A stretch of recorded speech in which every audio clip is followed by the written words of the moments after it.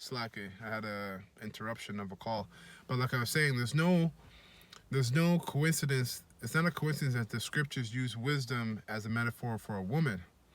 And when you go back to the word wisdom in the etymology, you get the word Sophia, which is a woman's word, right? So that's why I entitled this video Love Sophia, for she is life, which is love wisdom, for she is life.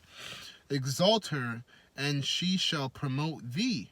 So right now, we're exalting the truth by doing the work out there on the highways and byways, applying what we know, applying her to our everyday life, doing these videos, and in the end of the day, we're gonna be exalted, Lord willing. We're of the hopeful elect, and how we're gonna be exalted?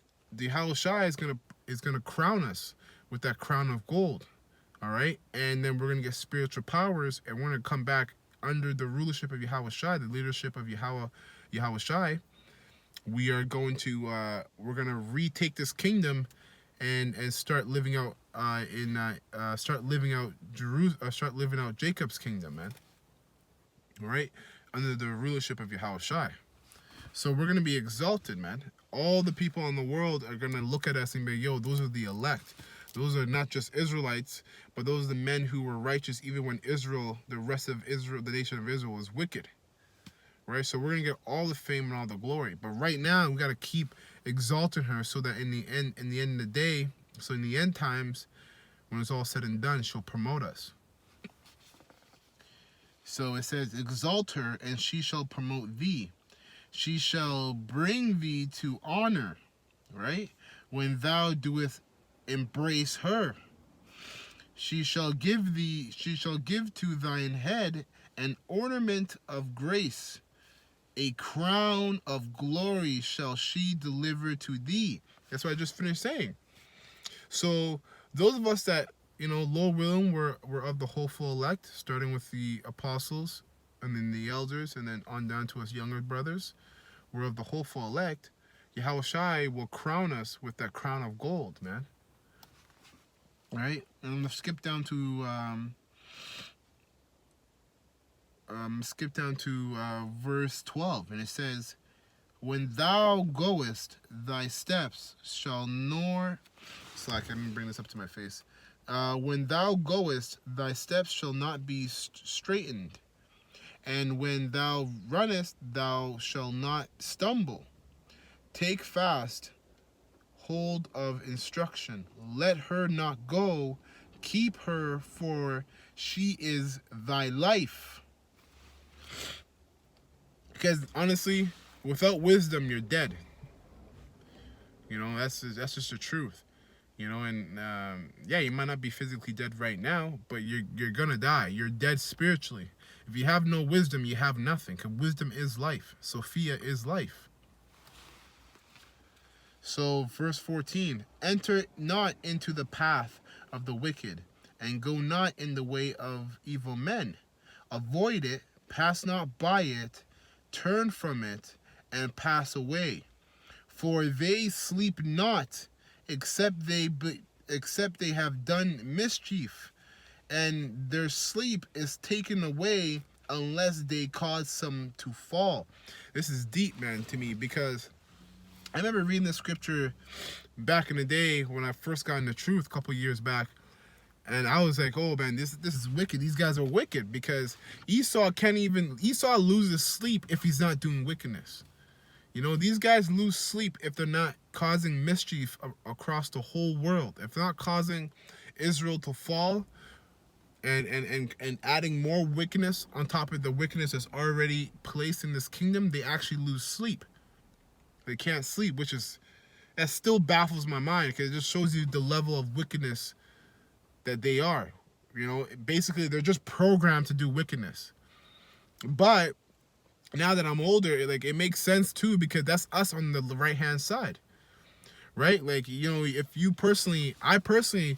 If I go through a day, I wake up in the morning, I pray, if I go through the whole day and I end up, and at the end of the day, I go home, I'm ready to go to sleep, I pray, as I'm sitting in my bed, laying in my bed, thinking, if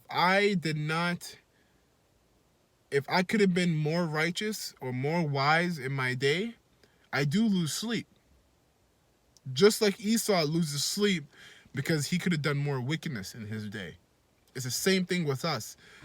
We lose sleep if we knew we could have been more righteous in the day and we didn't do it. That's just like how we're, Lord willing, we're of the hopeful elect. Just like how we are programmed to do righteousness, they were programmed to do wickedness. So they lose sleep on the left-hand side because they haven't committed enough wickedness for their own, for their liking. And we haven't done enough righteousness for our own liking, or to serve the Most High, Yahweh B'Shem Yahushai. Right? So it's the same thing on two different sides. It's like two different sides of the same coin. Right? So it says, for they sleep not, except they have done mischief, and their sleep is taken away unless they cause some to fall. For they eat the bread of wickedness and drink the wine of violence. Verse 19, the way of the wicked is as darkness. They know not what they stumble. They know not at what they stumble. That's because of their pride. The reason why the way of the wicked is darkness is because it's darkness through the way of pride, through the seed of pride. When you're prideful and you choose not to deal with your guilt or to listen when you're in the wrong and when you're being wicked, you're blinded. You're spiritually blinded. So it says here, verse 20, my son, attend to my words, incline thine ear unto my saying. Let them not depart from thine eyes. Keep them in the midst of thine heart, which the word heart means mind.